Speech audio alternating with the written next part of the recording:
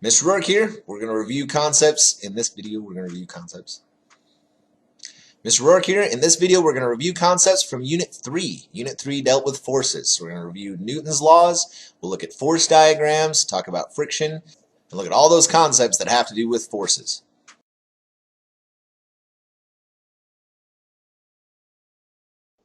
One of the main things we covered in Unit 3 was force diagrams. So let's talk about the components of a force diagram. In a force diagram, remember, you draw arrows to show all of the forces. So let's say, we know there's going to be a gravitational force on an object. So we're going to draw an arrow straight down, and we need to label that. So we'll put FG. Let's say we know that this object is in contact with a surface. It's sitting on the ground. We know that there's a contact force, and we call that the normal force. So we write Fn. Only put normal force on your force diagrams if it's actually in contact. I see a lot of people that are just throwing those on every force diagram. And it's true, most force diagrams are going to have normal force because most objects are going to be resting on the ground. But if I drop something through the air, it's not in contact with the ground anymore, so there's no normal force on it. It'd be falling straight down. Also, if I have something suspended by a rope, then there is an upward force, but we wouldn't call that normal force anymore. We'd call that force of tension if we have a rope pulling up on it. So you have to be really careful about whether there actually is a normal force or not. Don't just throw it on your force diagram because you think it should be there. Well, let's say there is a normal force in this case. This is an object that's in contact with the floor. And that's pretty much the only forces that are in the vertical axis. Now let's look at the horizontal axis. Let's say that we're applying some sort of push force. So there's my push force in that direction. Now let's say we know that there's going to be some friction here as well. Now these are two other forces that you need to be careful of. People are always putting these on force diagrams before they actually think about the forces that are there. If there's nothing actually pushing on the thing that you're looking at, don't put a push force there. Just because it's moving doesn't mean that there's a force pushing it. So if I slide a calculator across the floor, yes, when I am throwing the calculator, I'm pushing on it. But once I let go of that calculator, there's no push force anymore. It's just sliding along the ground, and there would only be a frictional force. This thing would be slowing down because of that. So just because an object is moving doesn't mean there's necessarily a force. You need to think about what forces are actually active there. Same thing with the frictional force. In some situations, we're going to consider friction to be negligible. So if it says friction is negligible, don't put that on your force diagram. Although that's fairly uncommon, we're almost always, from this point on, going to be looking at cases where there is friction. But think about it. Only put forces there that make sense. We're going to say in this case that there is a push force. Now, what else do I need on my force diagram? I have to have directions. If we're dealing with work and energy, then we always want to make forces that are going to speed the object up, positive, and objects that are going to slow it down, negative. So if I was doing this for an energy diagram or a Sloan table, I would want to make sure that my positive force is the push force and my negative force is the frictional force. But that's only because that we don't deal with negative energies. In any other kind of analysis, then it doesn't actually matter. But it's not a bad idea just to get in the habit, so whether you're doing energy or not, it all works out. We also need directions in our vertical axis. We also need forces in the vertical axis, and these don't really matter because the object is not speeding up or slowing down in the vertical axis. We're going to consider this object to be pushed along. Again, that's not always true. In some cases, it may be falling. It may be shot up in the air. You need to think about the situation. And of course, the other thing is we need to fill in any numbers that we know, any calculations. The gravitational force here, we can calculate if we know the mass of an object. Because remember, the other name for gravitational force is weight. And weight is just calculated as m times g. G again being 9.8 meters per second per second. So if you know the mass of an object, then you know what the gravitational force, or you know what the weight is. So we can actually say that this is just m times g, gravitational force. That's our little shortcut, and it's easy to use.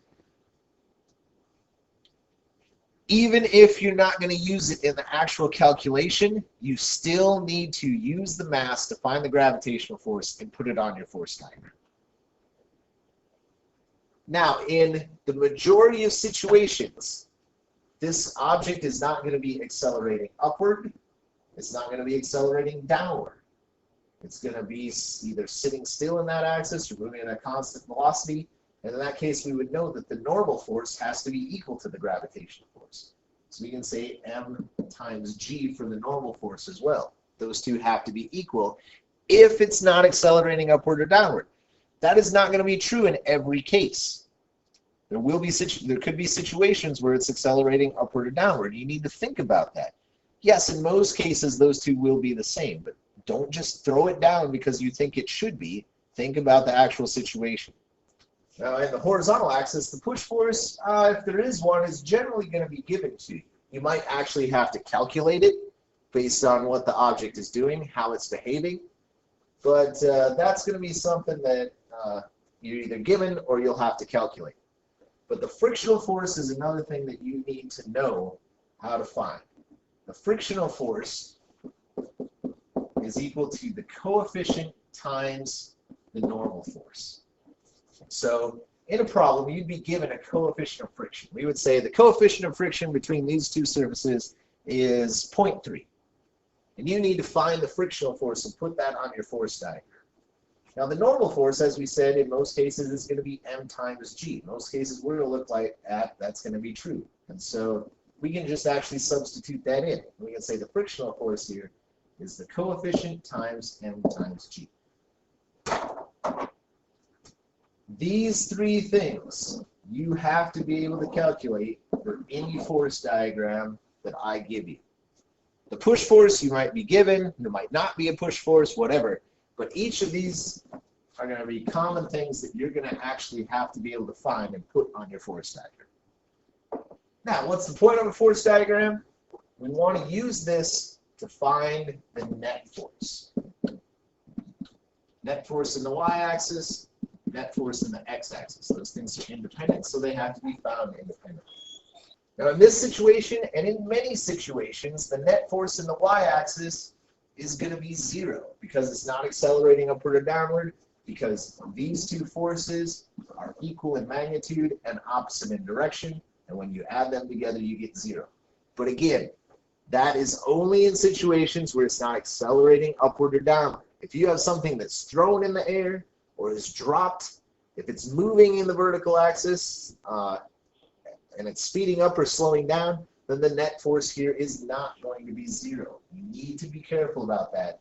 Don't just throw it down as 0 because you think it should be. Think about the situation and actually decide, is it accelerating upward or downward? The net force in the x-axis is going to depend on our two x-axis forces, the push force and the frictional force. And you just add them together once you have your numbers. That's why it's good to draw out the force diagram. If the frictional force is bigger than the push force, then you're going to get an acceleration in that direction. It's going to be, in this case, a negative acceleration, and the object is going to slow down. If the push force is bigger than the frictional force, then you're going to get acceleration in that direction, and the object is going to speed up. If both of those forces are equal to each other, then it's moving at a constant velocity. Net force would be 0, and you would have no acceleration. But the point here is, let's say we get a net force. I'm just going to make up a number so we can talk about it. Let's say the net force here is 60 newtons, so I'm saying the push force is bigger than the frictional force by 60 newtons. It doesn't matter what those actual forces are. It could be 160 for the push force and 100 for the frictional force. It could be 210 for the push force and negative 150 for the frictional force. It doesn't matter what the actual forces are. All that matters is that the push force is 60 newtons bigger. The net force is 60 newtons in the x-axis. And then, once we have that net force, we can use Newton's second law Net force equals mass times acceleration. We can put that net force in here. We can put in the object's mass and calculate what the acceleration will be. This is the gateway between the force diagrams and using the kinematic equations, like the position equation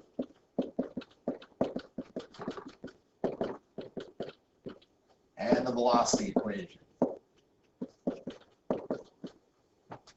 Because once you know what the acceleration is, then you can put that into these equations with the initial velocities and things like that and figure out how far it's going to go, how fast it ends up going at a certain point in time, how long it takes to get from one point to the other, or how long it takes to change speeds.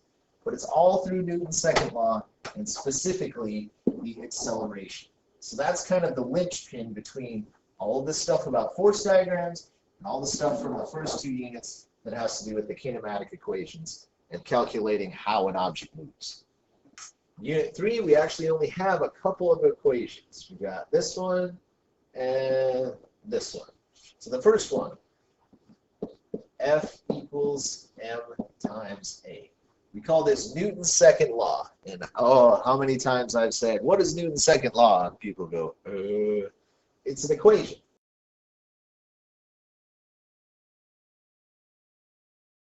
The way Newton set it up, actually, was he said, I want to know how fast an object is going to accelerate. What is that going to depend on? It depends on how hard I push on it, so the force, and it also depends on the mass. But it's a relationship, it's a ratio. When I look at how hard I push on it, the harder I push on that object, the more force I put on it, the bigger the acceleration is going to be. But if I increase the mass, I increase the inertia. Remember, inertia is just an object's tendency to not want to change its motion. And so the bigger the mass, the less the acceleration is going to be. So this is the way Newton actually formulated it. But we write it as F equals ma, so just for ease of memorization. And one thing we need to remember is this really should be the net force. So you have to take into account all of the forces that are working on an object.